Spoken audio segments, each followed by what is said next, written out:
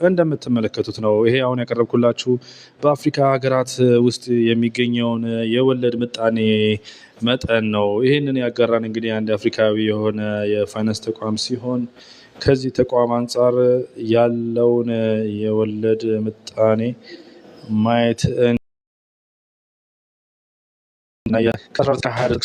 ሀገራት በጠቅላላ ማየት ትችላላችሁ። ማዕከላዊ አፍሪካ ሀገራት እነ ቻድ፣ እነ ኒጀር፣ ማሊ በጣም ዝቅተኛ ከ4 እስከ 5%፣ እንዲሁም ቦትስዋና በጣም ዝቅተኛ ከ1 እስከ 3%፣ ከፍተኛ ደግሞ ውድ የሆኑት እነ ግብጽ፣ ማዕከላዊ አፍሪካ፣ ናይጄሪያ፣ ጋና እና ሴራ ሊዮን እንደሆነ ማየት ትችላላችሁ። መረጃ ያልተገኘላቸው እነ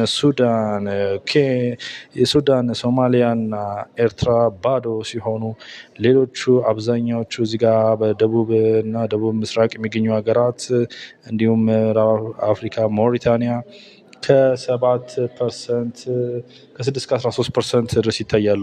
እዚህ ጋር ግን እንደዚህ መረጃ ከሆነ በተለይ ዋነኛ የሆኑት ግብጽ፣ ማዕከላዊ አፍሪካና ናይጄሪያን በመቀላቀል ኢትዮጵያ በሚቀጥለው ዓመት እንደምትመጣ ነው የዘገበው። እናም የብድር መጀመርን በዚህ ወር የብድር መጀመርን ተከትሎ በወለድ ላይ ከፍተኛ ጭማሪ እንደሚደረግ ነው የተገለጸው።